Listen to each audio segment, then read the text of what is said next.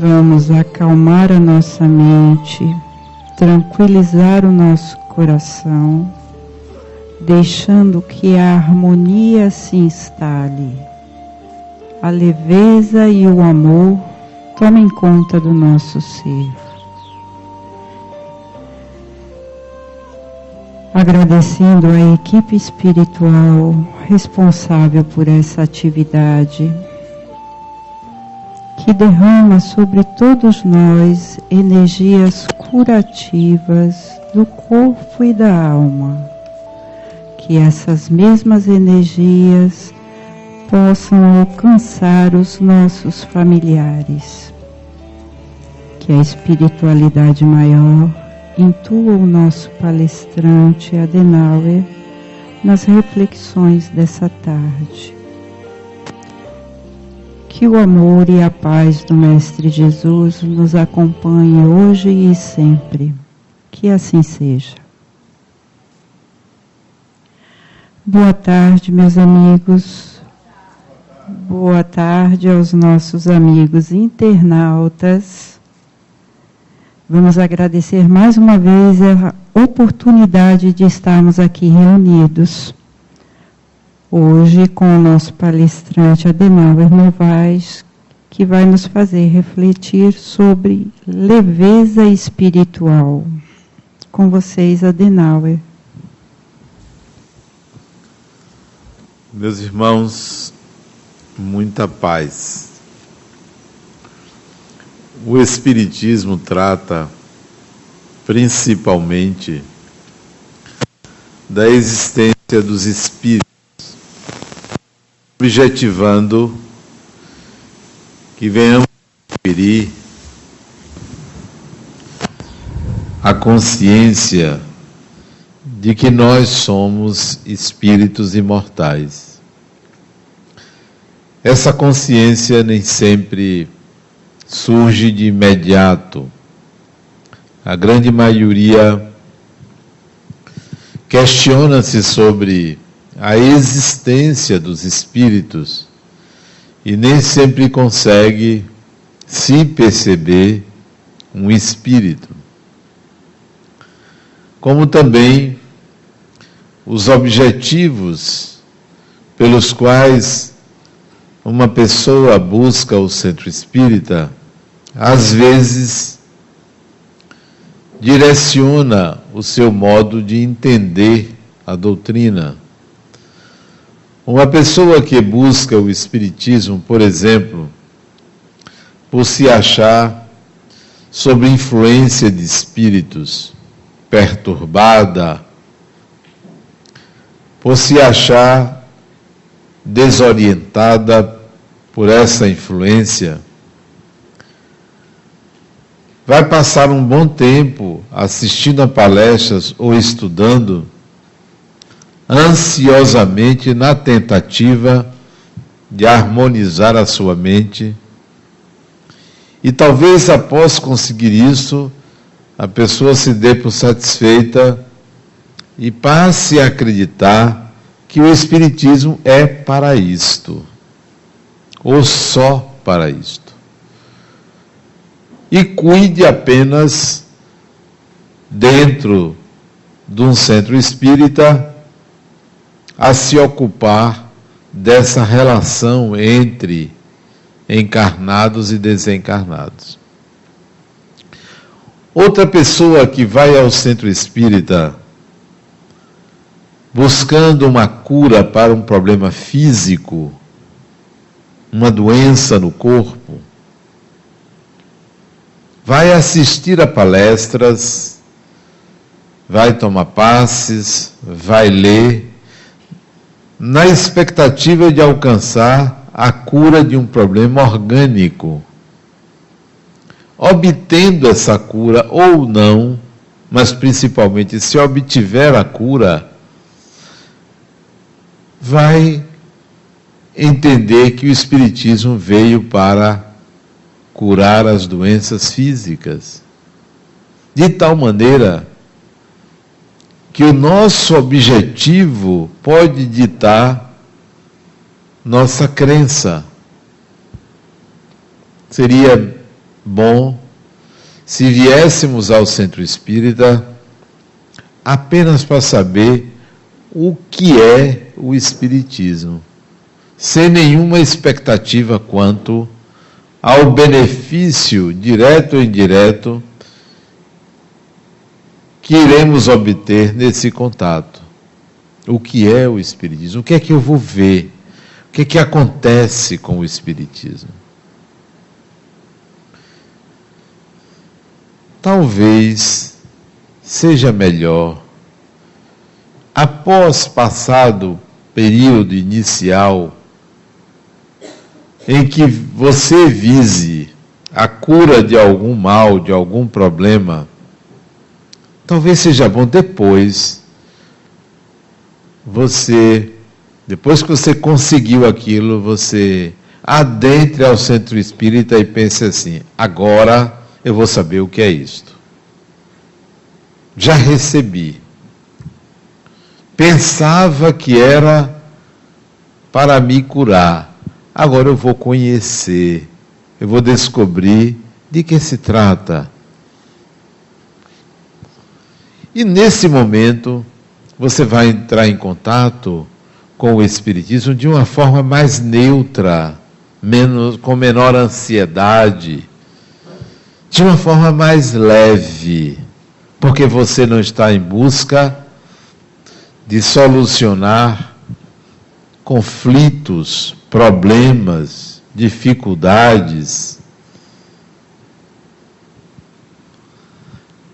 Nesse segundo momento de neutralidade, sem nenhuma ansiedade, você vai descobrir que o Espiritismo é uma doutrina, é um conhecimento profundo e que descortina uma realidade diferente da que você percebia. Que leveza é essa? Que realidade nova é essa?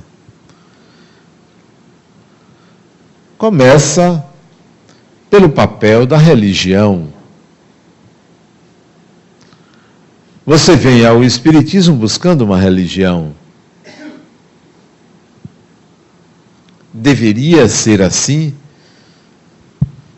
Talvez essa seja uma porta, mas creio que seria melhor você vir ao Espiritismo, não porque é uma religião, porque simplesmente é uma doutrina que amplia a sua consciência. Porque se você vier nesta intenção, você vai enviesar de novo o significado do para que o Espiritismo. Então, eu estou aqui não praticando uma religião. Isso você vai dizer: eu estou aqui para saber o que é isto chamado Espiritismo. Eu quero conhecer. Eu não quero praticar uma religião. Eu quero conhecer. Bom, se for uma religião, eu vou conhecer esta religião. Em segundo lugar, você vai ter uma surpresa no Espiritismo. Uma surpresa no que diz respeito, uma boa surpresa, no que diz respeito ao entendimento do que é Deus.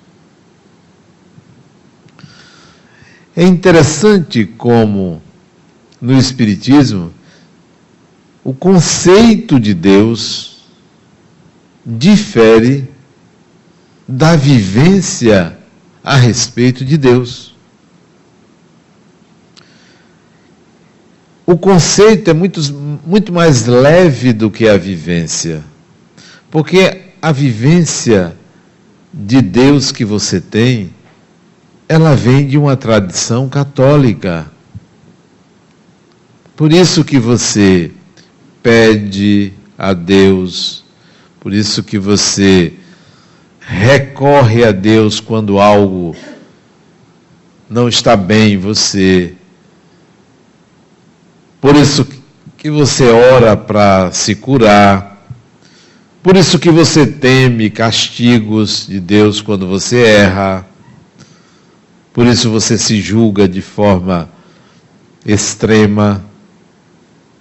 Porque você traz uma maneira de vivenciar o significado da palavra Deus. Mas, se você lê o Livro dos Espíritos, Allan Kardec pergunta, através de vários médiuns, o que é Deus? Não é quem, o que. E a resposta é claríssima, reduzida a uma frase: Deus é a causa primeira de todas as coisas, inteligência suprema. Pronto. É uma causa. Mas você fica tratando Deus como um ente pessoal. Você atribui uma série de características humanas a Deus. Você diz que Deus é o supremo bem, quando o bem é um julgamento humano. Você diz que Deus é amor, quando o amor é um sentimento humano. Uma série de características e atributos você carrega junto à palavra, tornando sua relação com essa palavra algo pesado. Que tal você pensar que Deus é uma causa e que você nada sabe sobre essa causa? Que tudo que você aprendeu precisa ser ressignificado, revisto, para que a sua relação com essa palavra não lhe traga prejuízo. Seja uma relação mais leve. Quem aqui,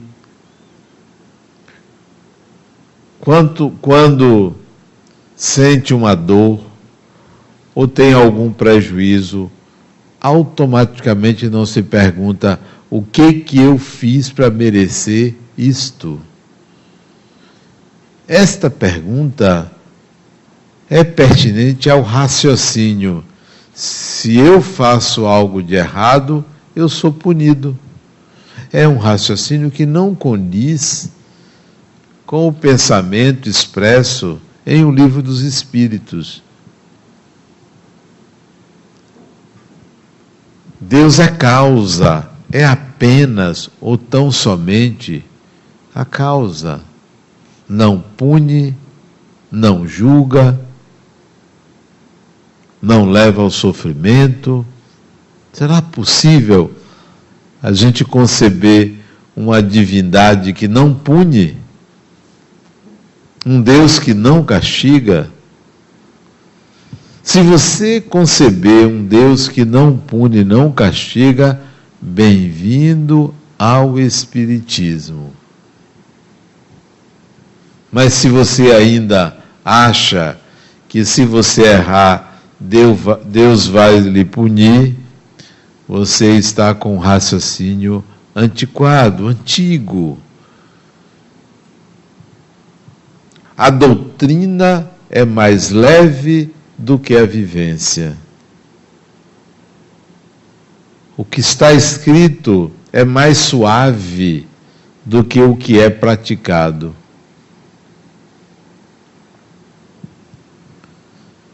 O Deus no Espiritismo é um Deus que não pune, que não castiga. Com a crença num Deus punitivo, o ser humano sofre, atrai para si uma série de experiências desagradáveis, pela própria crença num Deus que pune.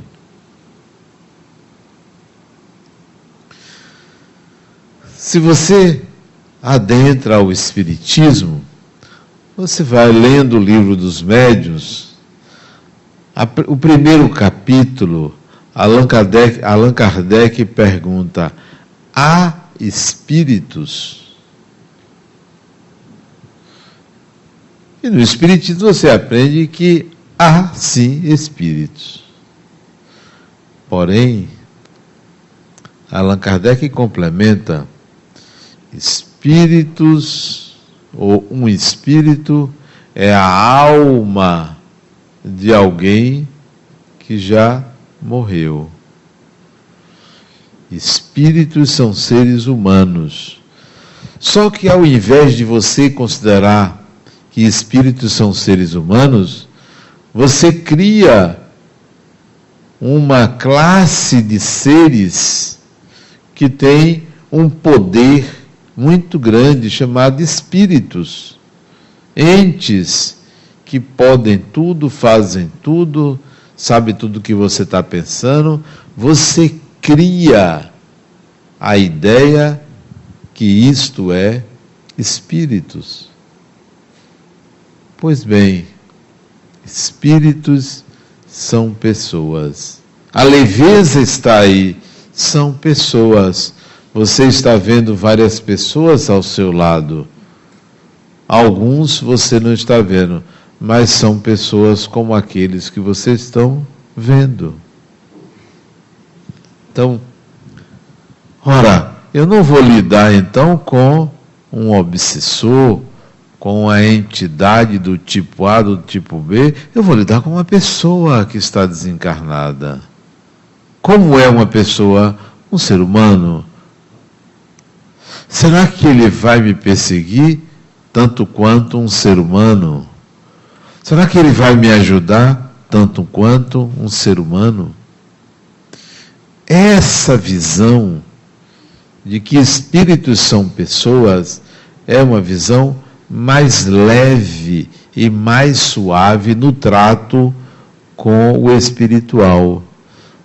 Porém, ao invés de ter essa visão leve e simples, nós lidamos como se os espíritos fossem entes sobrenaturais, poderosos, sabem tudo.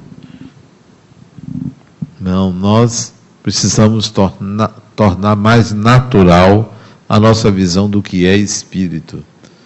É inadmissível que em pleno século XXI uma pessoa tenha medo de espíritos. Uma pessoa tenha medo de pessoas só porque elas estão fora do corpo físico.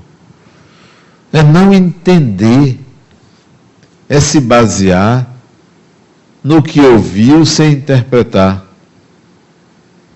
É se basear no senso comum, que muitas vezes afirma coisas que não são reais. Então, o Espiritismo torna a nossa visão de realidade uma visão mais leve. A comunicação dos espíritos conosco também precisa ser naturalizada. Há quem pense que os espíritos se comunicam, ou deveriam se comunicar, levantando os objetos para a gente acreditar. Há quem pense que espíritos andam aparecendo à torta e à direita para qualquer um a qualquer momento. Há uma barreira vibracional. Há um mecanismo natural que separa essas dimensões. Vocês já acham possível o ouvido enxergar? Ou os olhos ouvirem? Não é possível. São órgãos diferentes. Um é para ouvir, não é para enxergar. O outro é para enxergar, não é para ouvir. Então, são vibrações diferentes. Os espíritos vivem As pessoas desencarnadas vivem em ambientes de diferente vibração da nossa. Então nós não ficamos vendo os espíritos. Nenhum médium tem essa capacidade de ficar em tempo integral vendo espíritos. É raro, muito raro. É quando o espírito quer se mostrar, é que você vê. Se ele não quiser se mostrar, você não vai ver absolutamente nada. Então, vamos desmistificar esta relação. O nosso pensamento é produzido na intimidade do aparelho psíquico. E para que um pensamento vire uma ideia, que pensamento é um bloco que se associa a outros blocos de significados, formando uma ideia. A formação de uma ideia na sua mente requer a união de muitos blocos de significados que vêm do seu corpo físico, vem de lembranças de vidas passadas, vem das suas emoções, vem da sua capacidade cognitiva, vem do seu intelecto, vem dos seus sentimentos, vem do lugar onde você se encontra, com quem você se encontra. São fatores que interferem na formação de uma ideia. A comunicação com os espíritos desencarnados é um desses blocos de pensamentos. É um vetor. Daí ser difícil você distinguir o que é pensamento seu, o que é pensamento dos espíritos desencarnados. Se você tiver um pouco mais de treino, conhecer um pouco mais da mediunidade, você vai distinguir facilmente. Há dias atrás, eu levei alguns trabalhadores aqui do centro para uma vivência, aqui perto. 2 dias juntos, cerca de 50 pessoas, para nos aproximarmos mais, para encontrarmos uma identidade de propósitos, visando o aprimoramento do trabalhador.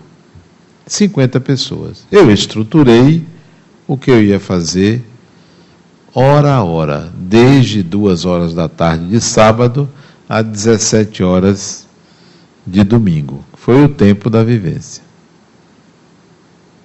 Esquematizei tudo, o que é que eu iria fazer e o que é que a equipe de coordenação deveria fazer. Fizemos. No sábado de tarde, eu preparei um trabalho para o grupo. Preparei um trabalho. Depois do intervalo, às 15h20. O trabalho que eu preparei era muito simples. Cada pessoa iria dizer assim: se eu fosse você, eu faria de tal maneira, referindo-se a algumas atividades daqui da instituição. Se eu fosse você, eu faria assim. Eu estruturei para conduzir dessa forma. Durante o intervalo, eu me sentei para tomar um café e comer um biscoito. E assim eu fiz. Quando eu me levantei para ir começar a segunda parte do trabalho, essa parte do se eu fosse você, uma pessoa bate no meu ombro esquerdo e diz assim: eu vou conduzir o trabalho. Eu olhei, só que não era uma pessoa é encarnada. Eu vou conduzir o trabalho. Eu não gosto muito de deixar que espírito mande em mim. Não gosto. Cada macaco no seu galho. Você manda lá, eu mando cá. A responsabilidade é minha. Espírito desencarnado não tem CPF. Não tem. Então não tem responsabilidade legal. Só tem responsabilidade legal quem tem CPF. Eu não gosto. Esse negócio de ser conduzido por espíritos não é minha praia. Alguns médiuns gostam. Eu não gosto. Manda lá você, manda eu aqui. Né? Levantei para fazer como eu tinha pensado. No caminho, eu conduzo. Mas ele pediu com tanta delicadeza, que aí eu resolvi ceder. E eu não sou muito ceder, não. Eu sou uma pessoa muito obediente quando eu quero. Muito obediente. Quando eu quero, sou muito obediente. Resultado, ele conduziu o trabalho e eu fiquei curioso em saber o que ia acontecer, mas eu só sabia o que ia acontecer na medida que ia acontecendo. Eu até gostei do que ele fez, achei interessante, deve ser psicólogo, né? Psicólogo faz coisas muito boas, né? Esta é a relação que nós devemos ter com espíritos desencarnados. Seja quem for, uma relação de respeito, de igualdade. Não são superiores nem nós inferiores. Não são inferiores nem nós superiores. São pessoas. Minha mãe desencarnou, meu pai desencarnou. Foram seus pais. Foram. Hoje já estão em outra dimensão. Já não tem mais a relação de pai e de mãe. São pessoas. Não somos mais da mesma família carnal. Agora é a família espiritual. Então, meus pais são pessoas. O afeto fica, mas a relação não é mais de pai e mãe. A outra chegou para mim ontem, aqui no centro. Eu estou com saudade de meu pai. Quando é que ele desencarnou, criatura? Deve ter sido esses dias, né? A pessoa está com saudade. Não, tem 3 anos. Poxa, peraí, 3 anos? Vai tomar banho. Saudade de seu pai. E começou a chorar. Criatura não é mais seu pai. É uma pessoa desencarnada que pode retornar como seu filho, ou até seu pai numa outra encarnação, se você quiser e se for melhor para a sua evolução. Mas a relação é outra. É outra. A outra chega para mim e diz: Adenauer, está errado eu pedir que minha avó desencarne. Quantos anos ela tem? 102 anos. Quer dizer, não é errado. Sua avó é teimosa, já devia ter ido, né? Está ali 102 anos, está na cama, há 6 anos numa cama. Teimosia. Podia ter ido embora.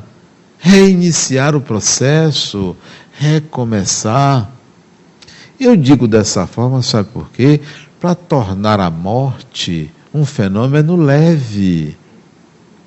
A morte não é uma tragédia. Não é tragédia, não. Você já morreu e sabe disso? Porque você reencarnou? Não é tragédia, não. Olha você aqui de novo. Quer dizer, você não. Olha o espírito aqui de novo, numa nova personalidade. Não é tragédia, não. Quando a pessoa desencarna, quem fica acha que sofre. Então, seu pai desencarnou, ou sua mãe, ou seu marido, ou sua mulher, não importa, desencarnou. Você, que era filho ou que era marido, sofre muito, chora, é uma tragédia, minha vida acabou, aquele dilema não, como é que chama? Tragédia não, tragédia grego, é? Aquele trauma enorme, você sente falta do desencarnado, ok, sabe como é o nome disso? Egoísmo. Porque se você desencarna, você tinha, digamos que você era o pai, você tinha a esposa, 3, 4, 5 filhos, irmãos, amigos, e você desencarna. Quem sente mais perda é quem vai ou quem fica? É quem vai. Porque se separa de muita gente. E quem fica é só uma separação. Diferentemente, se desencarnasse a família toda e ficasse um membro, esse um sentiria mais falta, porque sentiria falta de várias pessoas. E quem desencarnou só sentiria falta de um. Não é? Então é egoísmo você achar que é você que sofre muito porque desencarnou uma pessoa. Quem desencarna sente muito mais do que quem ficou, porque se separa de todo mundo. Cadê? Procura o marido, né? Procura a mulher que dava comida a ele, a mulher ficou. Não é? Ele já não tem mais uma escrava. Quer ver o filho ficou. Quer ver o neto também ficou.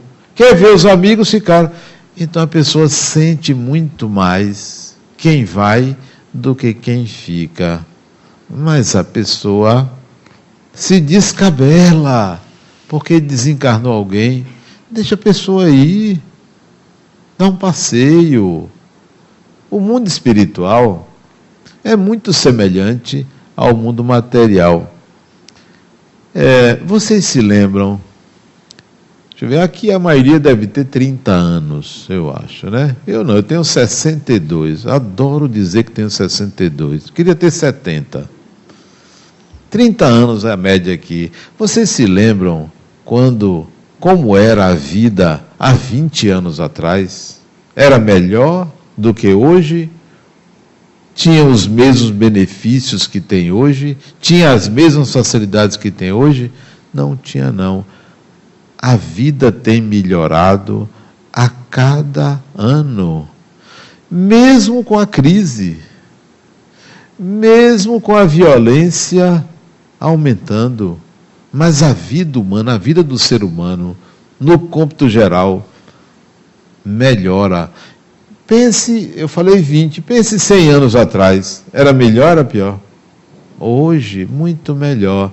Então, você que tem hoje 80 anos, que está mais para o lado de cá do que para o lado, mais para o lado de lá do que para o lado de cá. Eu, quando converso com uma pessoa de 80 anos e cumprimento, eu já cumprimento assim, como vai? Para a pessoa ficar mais tranquila, porque está indo embora, né? Como vai? Não é aquele negócio como vai. Como vai? Você dá adeus à pessoa, porque a pessoa está indo. Então, você vai voltar para o outro lado, vai encontrar tudo diferente, porque melhorou. Vocês acham que do outro lado não tem uma coisa melhor do que celular? Aliás, celular é uma coisa fantástica, eu adoro o celular.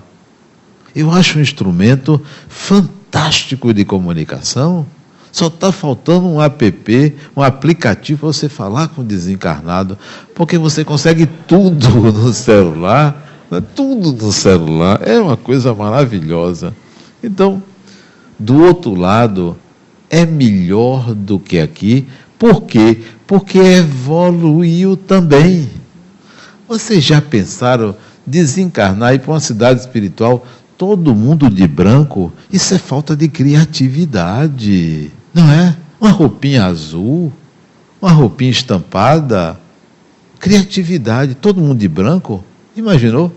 Que tédio, ou de cinza, ou sei lá o quê. Não, no mundo espiritual As coisas são coloridas. Né? Você já pensou, você desencarnar, chegar do outro lado, está todo mundo rezando? Parece que está num cemitério. Não, não é assim não. Está todo mundo no hospital. Oxê, só tem gente doente? O nosso imaginário nos leva a condicionamento de pensar que a vida espiritual só tem gente em hospital doente, ou anjo, ou obsessor. Espera aí, tem vida, tem gente, tem relações humanas, tem amor, né?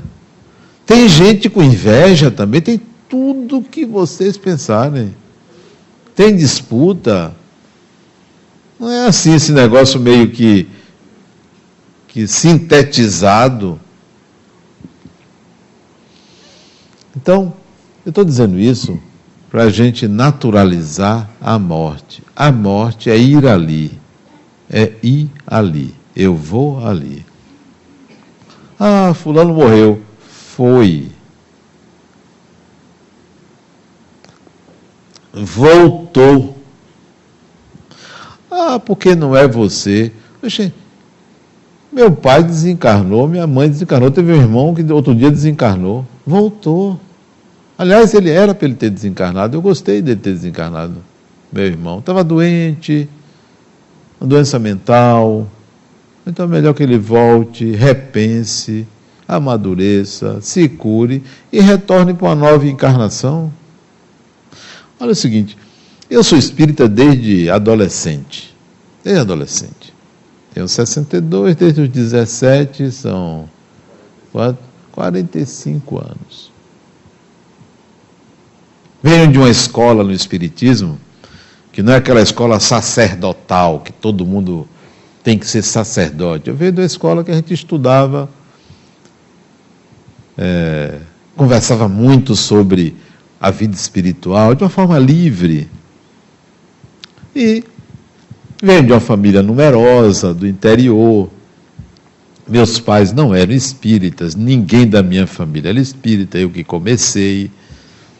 Pois bem, meu pai foi um grande amigo quando encarnado, um grande amigo, meu pai. Figura fantástica, né? Quando ele desencarnou, aos 85 anos, fazem 41 anos que meu pai desencarnou. 41? Ele desencarnou em 86. Não, 14, 31 anos. Meu pai desencarnou. 31.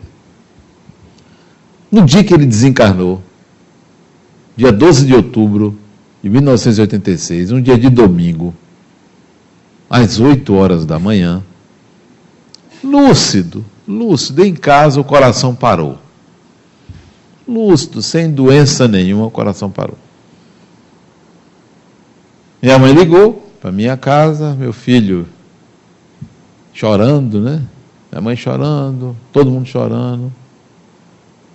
Venha que seu pai está muito mal, ele já tinha desencarnado. Aí eu disse, não, minha mãe, eu já sei, eu estou indo aí. Cheguei lá, vesti o corpo, deitado já na cama, vesti o corpo, cantei uma música que ele gostava. Ele gostava muito de uma música de Dolores Duran, As Noites do Meu Bem. Eu cantei essa música para ele enquanto vestia o corpo, e todo mundo chorando lá, a família toda chorando. Meu pai. A maravilha a desencarnação dele. Olha que desencarnação boa. Em casa, não deu despesa, porque tem desencarnado que prejudica todo mundo, tira o dinheiro de todo mundo, é um negócio sério. Né? Desencarnado abusado, porque gasta com remédio, gasta com hospital, gasta com médico, a família fica toda cansada. Meu pai não, desencarnou em casa, tranquilo, ninguém esperava, olha coisa boa, ninguém esperava, voltou. Pensa que eu chorei? Chorar por quê? Aquele dia foi ele, outro dia será eu, outro dia você, todo mundo vai. Pois bem, alguns anos depois, 1998, 12 anos depois, quem foi? Minha mãe. O médico me ligou, ela já desencarnou no hospital. Não deu trabalho porque o convênio pagou tudo, então não abusou, né? Porque desencarnado que abusa é um negócio. Ela não abusou porque o convênio pagou tudo. O médico ligou. Adenauer, vem aqui, sua mãe acaba de falecer. Eu era o responsável, fui no hospital. Entrei no quarto onde o corpo ainda estava, isso 20 minutos depois que ele me ligou, eu estava no hospital. Pense em alguém chorar como um menino. Adenauer, chorei como um menino. Expliquem. E tinha uma ótima relação. Minha mãe é uma mulher fantástica. Baixinha. Mulher baixinha, você já sabe que não é fácil. Sergipana, olha outra qualidade. Minha mãe era uma pessoa, uma figura fantástica, né? Me tratava de uma forma maravilhosa. Minha mãe teve 10 filhos, 9 problemas. Me tratava de uma forma maravilhosa, né? Chorei como um menino. Não chorei pela morte, pela separação. Sabe por que eu chorei? Porque eu acho que quando uma mãe desencarna, a natureza se sente glorificada, porque mãe é natureza, mãe é a manifestação da natureza, pai não, pai é tudo previsível, mãe é a manifestação da natureza. Se você pegar uma mãe, você enxerga ali a vida, o divino, o amor, a paz, a paciência, você enxerga tudo numa mãe. Então, foi esse sentimento de grandiosidade perante ela que me emocionou. Mas não pela perda, porque outro dia, alguns dias depois, ela apareceu a mim, naturalmente. Não é. O choro não foi de perda. Talvez um pouco de saudade, mas não porque morreu. É essa leveza que o Espiritismo traz. Não por uma crença, mas por uma consciência de que é assim que se processa. Não chore pelos seus mortos, porque eles não estão mortos e nem são seus. Não lamente a morte de uma pessoa, lamente uma vida sem sentido. Sem sentido. E outra coisa, eu aprendi uma lição muito importante com uma mulher. Ela até já desencarnou. Quando a gente vai envelhecendo, muita gente que a gente conhece já desencarnou. Se você começar a desencarnar, muita gente perto de você, você já sabe que você está na lista. É um dos próximos, né? Eu tinha uma amiga, isso sabe quantos anos tem? Isso deve ter uns 20 anos atrás. Eu tinha uma amiga que o marido dela faleceu. Ela é espírita. Os filhos, eram 4 filhos, 2 espíritas. Conhecia ela, o marido, os filhos. O marido dela faleceu, ele teve um câncer hepático, câncer que ele adquiriu por conta da bebida. Ele era um homem difícil e tal. Eu fui para o enterro, ali na Federação, como é o nome ali? Federação?